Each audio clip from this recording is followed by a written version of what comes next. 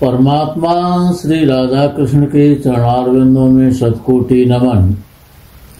मित्रों को, जिज्ञासुओं को, धर्म प्रेमियों को, ज्योतिष विज्ञान प्रेमियों को हर हर महादेव, बम बम भोले, नमः शिवाय। मित्रों, संसार में शुभ और अशुभ, काला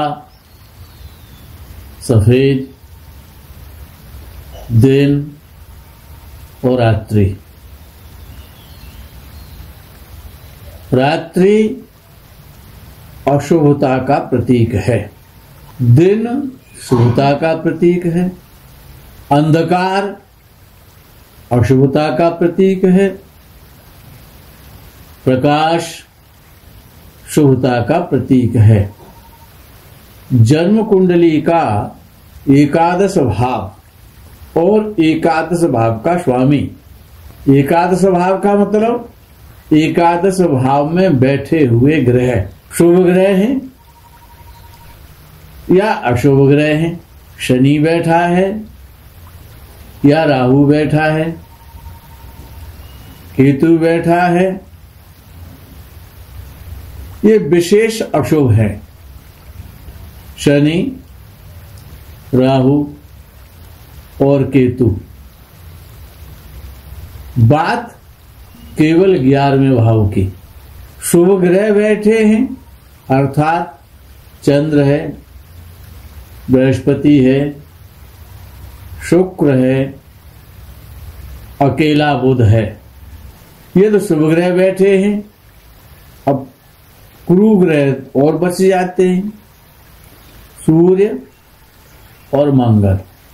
सभी पूछा करते हैं हमको सम्मान मिलेगा कि नहीं मिलेगा, ख्याति मिलेगी कि नहीं मिलेगी, यश प्राप्त होगा, हमारा लोग सम्मान करेंगे समाज में, हमको 10 लोग जानेंगे कि 10 लाख जानेंगे या 10,000 जानेंगे या 10 करोड़ जानेंगे या 100 करोड़ जानेंगे या 500 करोड़ जानेंगे। ये एकादश भाव में बैठे हुए ग्रह वो बताएंगे। और एकादशेश अर्थात 11वें भाव का स्वामी शुभ ग्रहों के साथ बैठा है या पापक ग्रहों के साथ बैठा है, उच्च राशि का है या नीच राशि का है, शत्रु राशि में है या मित्र राशि में है, अस्त है या जवान है, मृतावस्था में है। दृष्टि शुभ ग्रहों की है एकादशेश पर या अशुभ ग्रहों की है, ये देखना बहुत आवश्यक है। यदि एकादश भाव में शनि बैठे, राहु बैठे, केतु बैठे, उच्च का बैठे या नीच का बैठे, स्वराशि का बैठे या मित्र राशि का बैठे, ये पापक ग्रह हैं, तो जो धन आएगा वो शुभ धन नहीं आएगा, गलत प्रकार से आएगा। धन तो आएगा, धन तो शुभ ग्रह भी देंगे और अशुभ ग्रह भी देंगे। ये तो पापक ग्रह बैठे हैं तो लक्ष्मी की कृपा तो होगी, लेकिन कमल वाहिनी नहीं आएगी, कमलासन पर बैठ करके नहीं आएगी, कमल खुशबू वाली लक्ष्मी नहीं आएगी, प्रकाश वाली लक्ष्मी नहीं आएगी, उल्लू वाली आएगी। ध्यान रखें, उल्लू वाली लक्ष्मी आएगी यानी गलत प्रकार से धनार्जन होगा। झूठ बोल के, फ्रॉडगिरी से, मक्कारी से, धोखा दे करके, बेवकूफ बना के, पाखंड के द्वारा, यानी गलत प्रकार से धन आएगा, अच्छे शुभ प्रकार से नहीं आ सकता। सम्मान आपको मिलेगा नहीं मिलेगा। ये एकादश भाव में जो ग्रह बैठे हैं, शनि राहु केतु बैठे हैं, तो ये तो अंधकार वाले ग्रह, प्रकाश वाले ग्रह तो है नहीं, तो सम्मान बड़ा मुश्किल है। और समाज में 10-50 लोग जान जाएं, अड़ोसी पड़ोसी जानने लग जाएं कि आप यहां रहते हैं, आप 100 लोगों को राधे श्याम नमस्कार करें, सीताराम राम राम करें तो 10 व्यक्ति आपको भी कर लेते हों, सम्मान नहीं मिलेगा। धन खूब मिल सकता है, गलत तरीके से मिल सकता है, बहुत बड़े धनवान बन सकते हैं आप। ये तो शुभ ग्रह बैठे हैं, बृहस्पति बैठा है, शुक्र बैठा है, तो अच्छे कार्यों से, धर्म के माध्यम से आपको सम्मान मिलेगा। ऐसा नहीं है कि चौथा भाव कुंडली का ही सुख देता है, 11वां भाव भी बड़ा महत्वपूर्ण है। सौभाग्य, वाहन का सुख, सुंदर घर, सभी प्रकार की सुख सुविधाएं एकादश भाव का स्वामी भी देगा। लेकिन ये पापक ग्रह के साथ बैठ गया जाकर के कहीं पर, शनि राहु के साथ बैठ गया, तो इन सारे सुखों में बाधाएं आ जाएंगी। जो भी आमोद प्रमोद है वो सब एकादश भाव। अच्छा, जब एकादश भाव का स्वामी पापक ग्रह भी हो सकता है, शुभ ग्रह भी हो सकता है, भाई शनि राहु भी बन सकता है, मंगल सूर्य भी बन सकते हैं, और बृहस्पति शुक्र चंद्र बुध भी बन सकते हैं। अब जैसा ग्रह होगा, शुभ ग्रह है कि अशुभ ग्रह है, उसी प्रकार से सम्मान दिलवाएगा और उसी प्रकार से धन दिलवाएगा। रास्ता उसी ग्रह से संबंधित होगा, उसी प्रकार का होगा। कहते हैं कि एकादश भाव का स्वामी लग्न भाव में बैठा हो तो ये तो निश्चित हो जाता है कि जातक धनवान बनेगा, धनी बनेगा, करोड़पति अरबपति बनेगा, ये फैक्ट हो गया। ठीक है, एकादश भाव के स्वामी पर जो लगन में बैठा है उसको शुभ ग्रह देख रहे हैं या अशुभ ग्रह देख रहे हैं? लगन में कहीं पापक ग्रह तो नहीं बैठे हैं आपके। एकादश भाव का स्वामी शत्रु राशि में बैठा है, मित्र राशि में बैठा है, वो भी देखना पड़ेगा। अस्त तो नहीं है।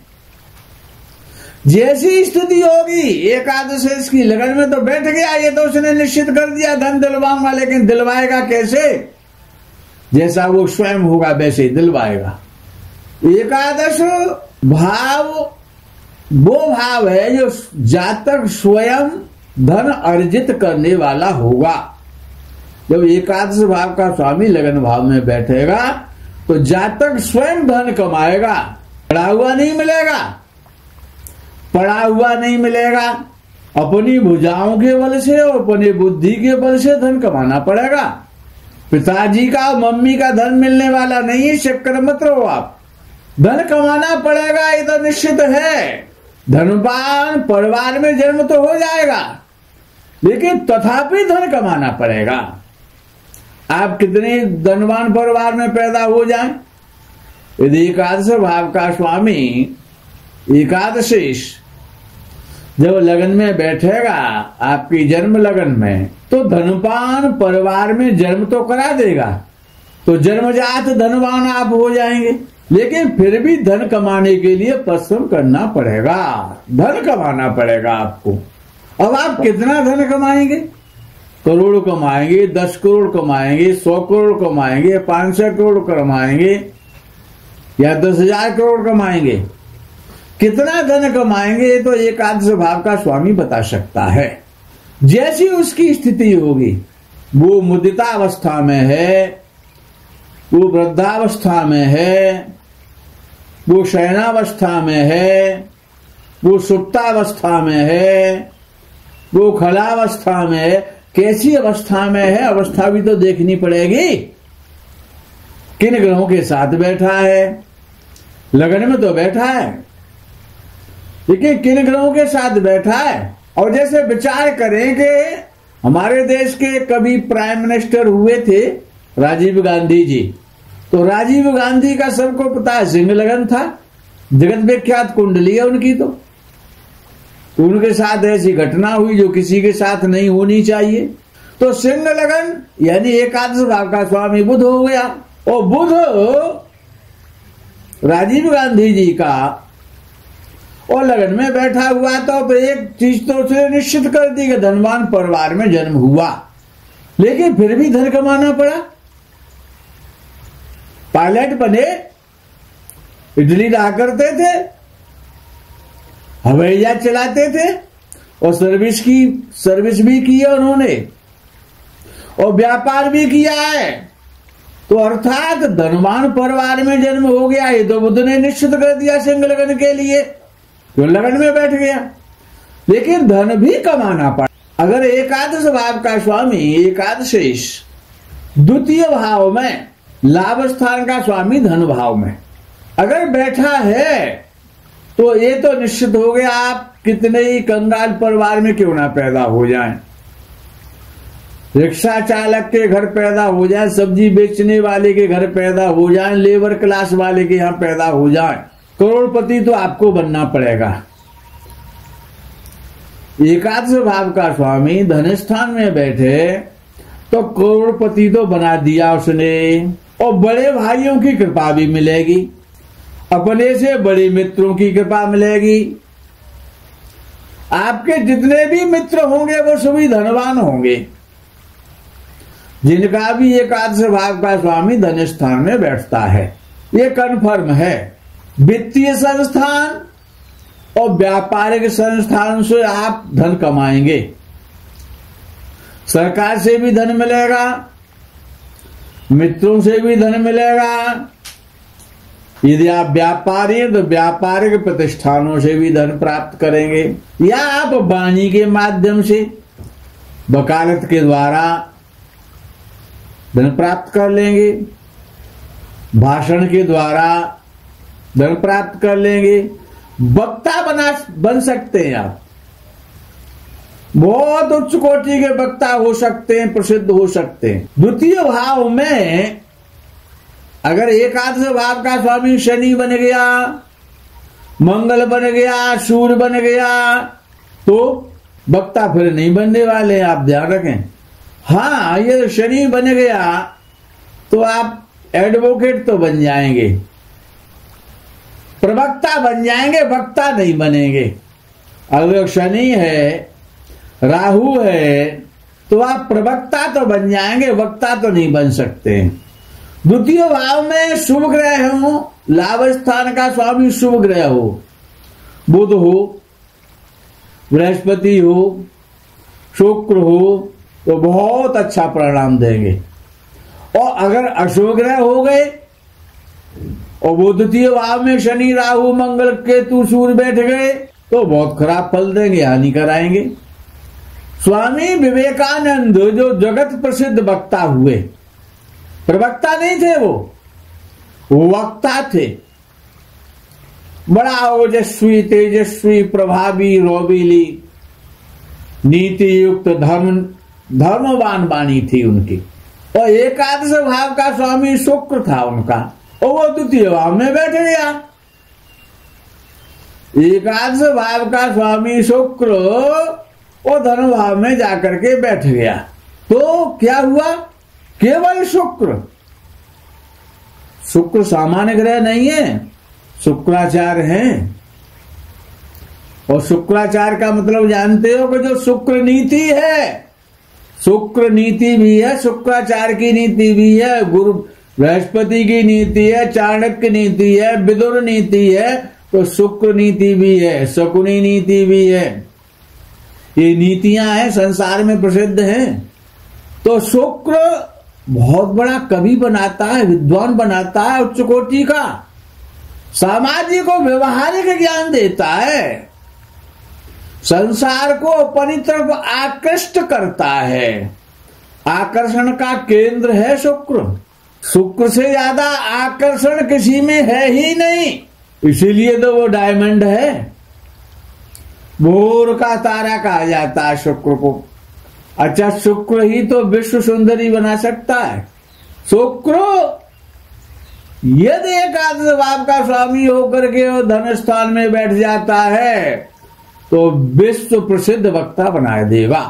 और शुक्र क्या क्या करता है वो तो हम पहले बता चुके हैं दूसरे भाव में, लेकिन यहां पर एकादश भाव के स्वामी की बात हो रही है। आज व्याख्यान देने में अद्वितीय वक्ता बनाएगा, अद्वितीय, दूसरा नहीं हो सकता। लेकिन एकादशेष हो, केवल शुक्र तो बोले, उस पर काफी हम बोल चुके हैं, वीडियो बना चुके हैं। लेकिन एकादश भाव का स्वामी शुक्र है तो निश्चित रूप से उच्च कोटि का सम्मान दिलवाएगा। और एकादश भाव का स्वामी लावेश यदि तीसरे भाव में बैठा है, एकादश भाव का स्वामी तीसरे भाव में, तो ये बताता है, प्राय ऐसा देखने में आता है कि वो ऐसा जातक अपने भाई बहनों में सबसे छोटा होता है। हो सकता है 100 कुंडलियों में से 98 में ऐसा हो, 2 में ना हो, अपवाद तो हो सकता है ना।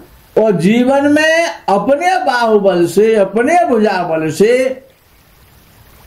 अपने एफर्ट से, अपने प्रयास से, अपनी कोशिशों से, अपने परिश्रम से, अतिरिक्त परिश्रम से ऐसा जातक उन्नति करेगा। संघर्ष बहुत करना पड़ेगा। भाई तो सहायता करेंगे लेकिन स्वयं भी संघर्ष बहुत करना पड़ेगा। अच्छा, ऐसे जातक को एक वरदान तो मिल जाता है जब एकादश भाव का स्वामी तीसरे भाव में बैठता है लग्न कुंडली में, तो उसके जो मित्र होते हैं, बहुत सारे ऐसे मित्र होते हैं, और पड़ोसी भी और मित्र भी को उसकी सहायता करते हैं। समाज से धन मिलता, पड़ोसियों से लाभान्वित होता है वो।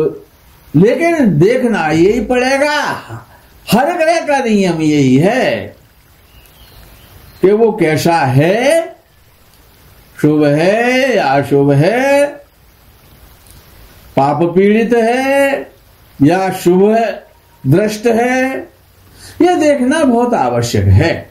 ऐसा जातक संगीतकार भी हो सकता है, कलाकार भी हो सकता है, हीरो भी बन सकता है, हीरोइन भी बन सकती है। ये अप्लाई स्त्री पुरुष पर दोनों से बराबर होता है। ऐसा नहीं है कि हम पुरुषों पर ही पुरुषों की कुंडली देखते हैं। केवल सप्तम भाव को यदि छोड़ दिया जाए, चाहे वो पुरुष की कुंडली चाहे स्त्री की कुंडली है, ये फलादेश दोनों पर समान रूप से लागू होता है। मित्रों, आज के प्रकरण में यही विराम करते हैं। आगे के प्रकरण का आप इंतजार करें। तब तक के लिए हर हर महादेव, बम बम भोले, नमः शिवाय, जय गो माता की।